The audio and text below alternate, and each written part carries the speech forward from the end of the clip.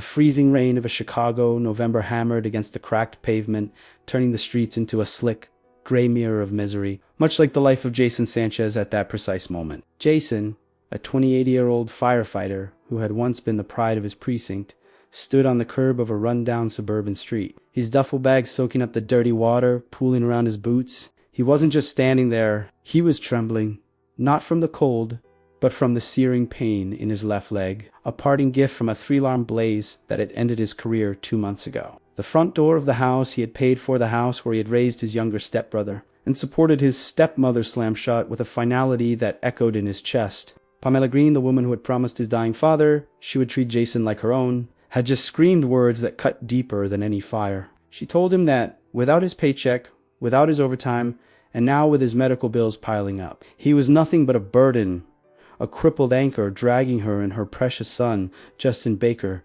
down into poverty. Jason looked at the closed door, remembering how he had worked double shifts to pay for Justin's college tuition, only for Justin to laugh in his face moments ago, tossing Jason's turnout coat onto the wet lawn as if it were garbage. The betrayal tasted like ash in his mouth. He had no family, no home, and with his injury, no purpose. He limped down the street, the icy wind biting through his thin jacket, feeling the crushing weight of loneliness that only hits a man when he realizes the people he loved only loved what he could provide. He wandered for hours, the pain in his leg becoming a rhythmic throb that synced with his heartbeat, leading him aimlessly toward the city center where the lights were brighter but the shadows were colder. He found himself collapsing onto a bench near the financial district, his vision blurring. He was a man who saved lives, who ran into burning buildings when everyone else was running out. Yet here he was, invisible to the hundreds of people rushing past him with their umbrellas and warm coffees. He closed his eyes, accepting that this might be the end of the line, when the sleek, purring engine of a black limousine pulled up to the curb, splashing water just inches from his boots. The door opened, not with a hurried chaos, but with a smooth, commanding presence. A pair of sharp, high-end stilettos stepped onto the pavement, ignoring the puddles. Jason looked up, squinting against the glare of the streetlights, and saw her. It was Sarah Thompson. The Sarah Thompson, CEO of Thompson Industries, a woman whose face was on half the business magazines in the kiosk behind him.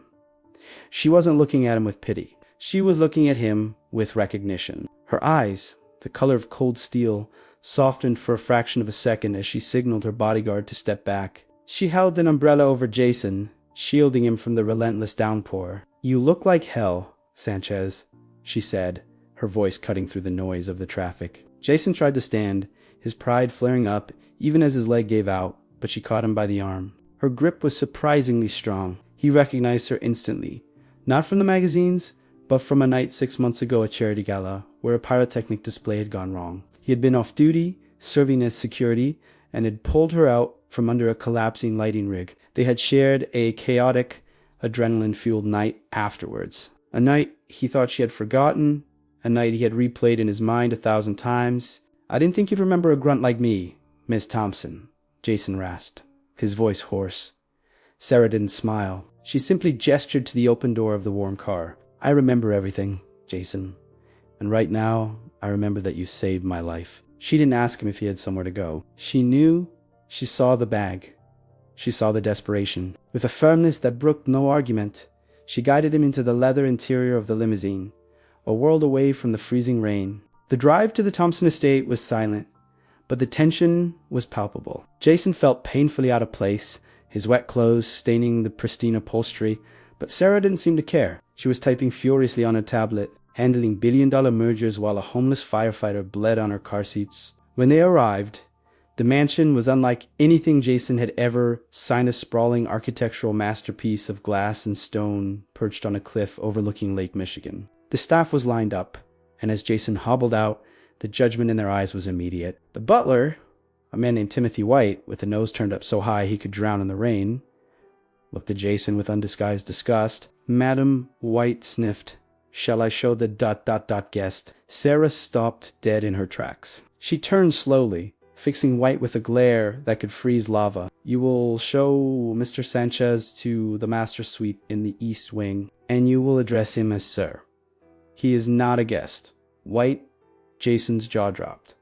The future, He was just trying to get dry. Inside the grand foyer, under a chandelier that cost more than Jason's lifetime earnings, Sarah finally dropped the facade of the cold CO. She turned to him, taking a deep breath, her hand instinctively going to her stomach. Jason, I didn't pick you up just because I'm a good Samaritan. She unbuttoned her coat, revealing a slight, barely there curve beneath her silk blouse. That night, the night of the gala, Jason stared, his mind racing, doing the math. He stammered. Twins, Sarah stated, her voice trembling slightly for the first time. I'm pregnant with twins, and my board of directors is trying to oust me. They say a single mother cannot run Thompson Industries. They are pushing for a merger with Gregory Roberts, a snake who wants to dismantle my company. I need a husband, Jason. I need the father of my children by my side. Not just for the company, but because the revelation hit Jason harder than the freezing rain. He had been thrown out by the family he chose, only to be taken in by a woman carrying the family he created.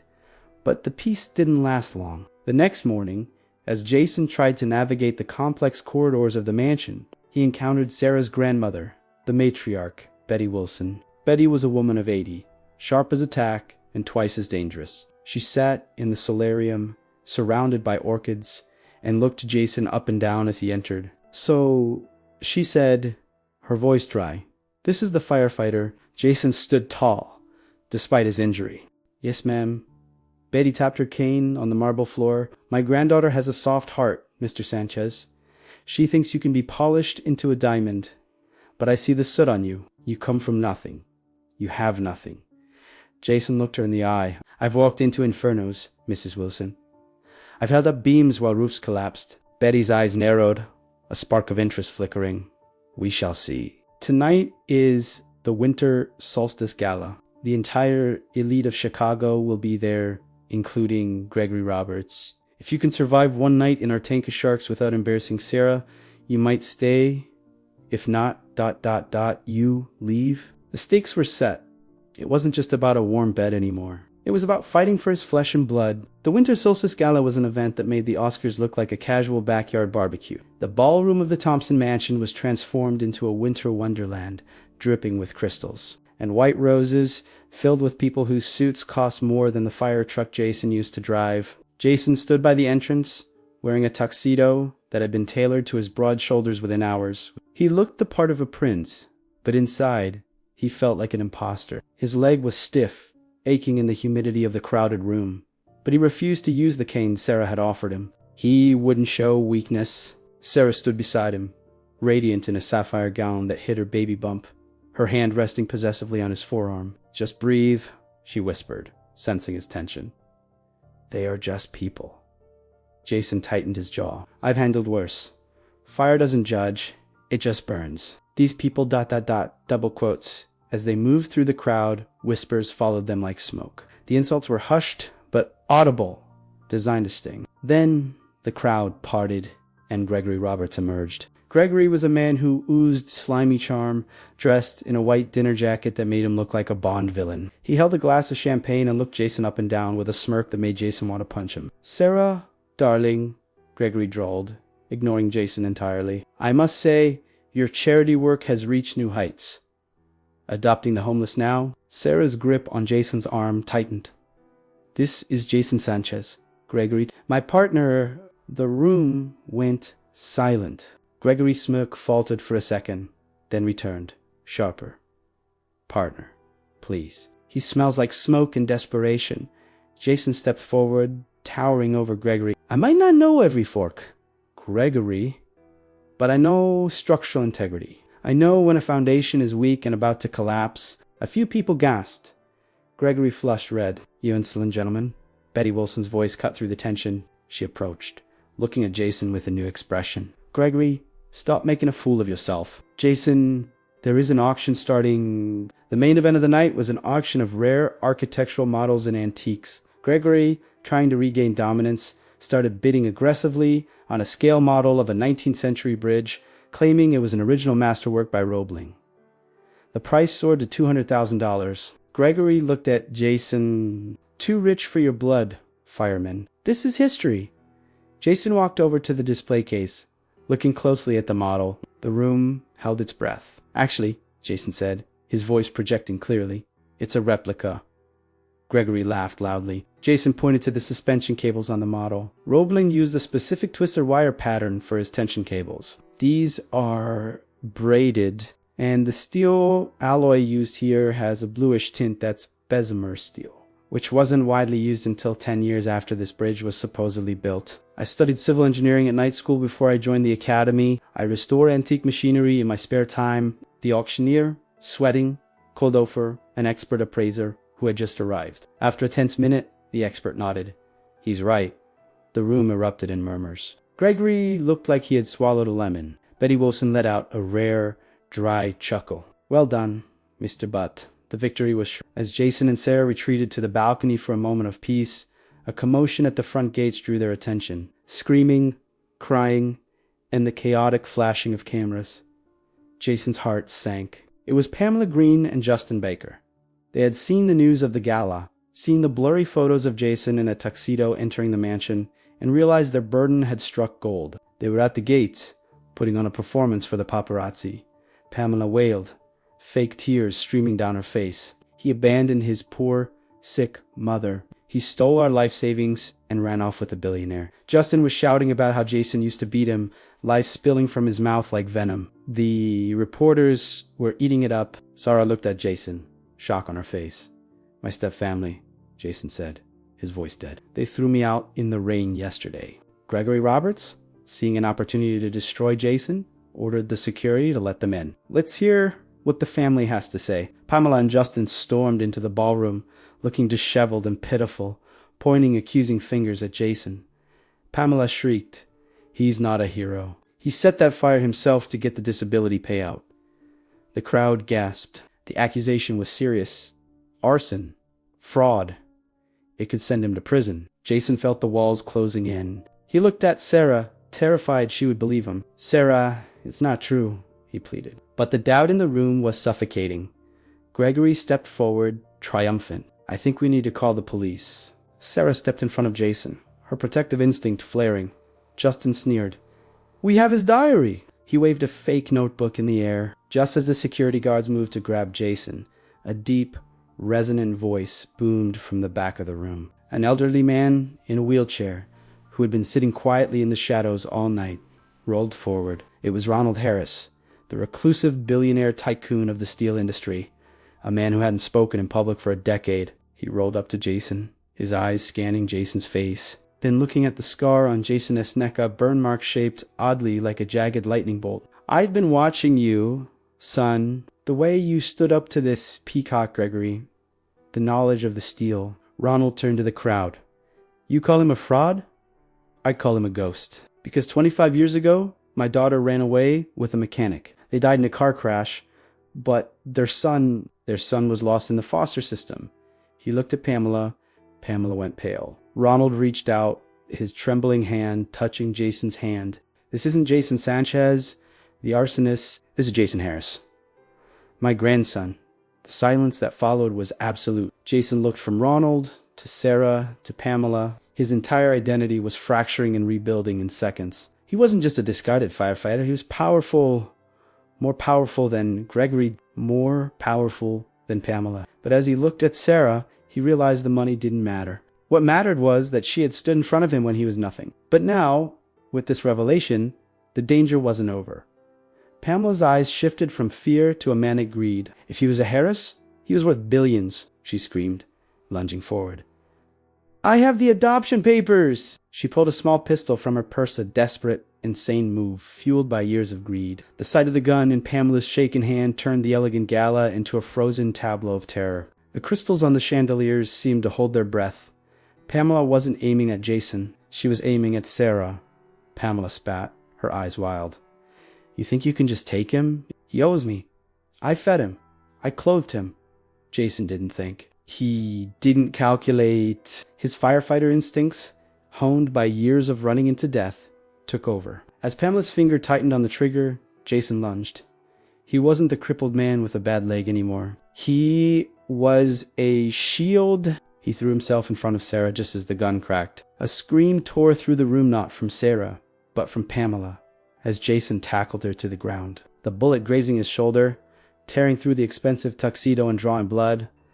Security swarmed instantly. Justin tried to run, knocking over a tray of champagne flutes, but was tackled by Timothy White, the butler, who displayed a surprising amount of combat skill for a man in a tailcoat. Justin screamed, but the police were already rushing in. Jason groaned, rolling off Pamela, clutching his bleeding shoulder. Sarah was on her knees beside him in an instant, disregarding her gown, disregarding the blood.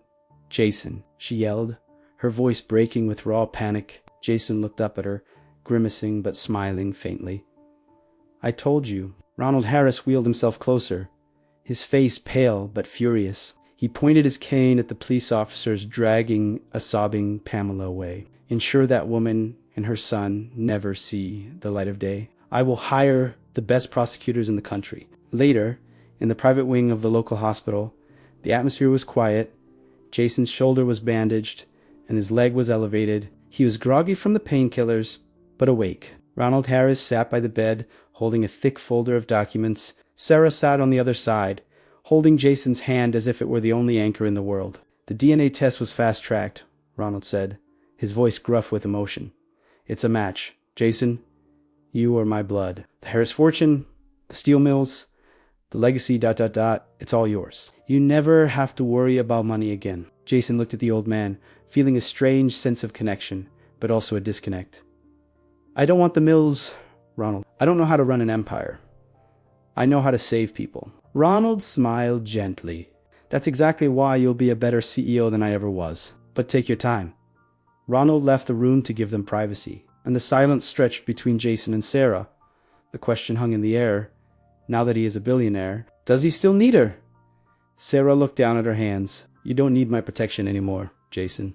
You're a Harris. You can have any life you want. You don't have to marry me to save my company." She tried to pull her hand away, fear of Vinan in her eyes, the fear that he would leave her just as everyone else had left him.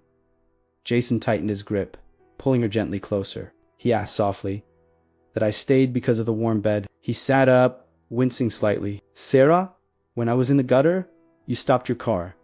You didn't know I was a Harris. You didn't know I could identify steel alloys. You saw a broken man and you offered him a hand. You fought for me against your own grandmother." He reached up and touched her cheek. "I don't care about the Harris money. I care that you carried an umbrella for me in the rain. I care about the 2 heartbeats inside you." Sarah's eyes filled with tears. Jason smiled, the genuine, warm smile that had been hidden under pain for so long. "I'm not marrying you for the board. I'm marrying you because you're the only person who ever saw me. I love you, Sarah. Real love." Sarah broke down, burying her face in his neck, sobbing with relief and joy. 6 months later, the scene was very different. It was spring in Chicago. The Harris-Thompson merger was the talk of the business world. But Jason and Sarah were far from the boardroom. They were in the nursery of the newly renovated mansion. 2 cribs stood side by side. Jason, walking with a much lighter limp thanks to the best physical therapy money could buy, was holding a tiny baby girl, while Sarah held her twin brother. Betty Wilson and Ronald Harris stood at the doorway, watching the scene. The 2 old titans of industry, once rivals, were now united by great-grandchildren. "He has your nose, Ronald," Beatty noted. "And he has her stubbornness," Ronald replied. Downstairs, a news report played on the television. It showed Gregory Roberts being escorted out of his building, bankrupt after trying to short-sell Harris Steel and failing miserably. It also showed a brief clip of Pamela and Justin being sentenced to 20 years for attempted murder and fraud. Jason didn't watch it. He didn't care. He was looking at his son and daughter. He looked at Sarah, who was exhausted but glowing with happiness. "You know," Jason whispered to the babies, "your dad used to think he lost everything." Sarah leaned her head on his shoulder.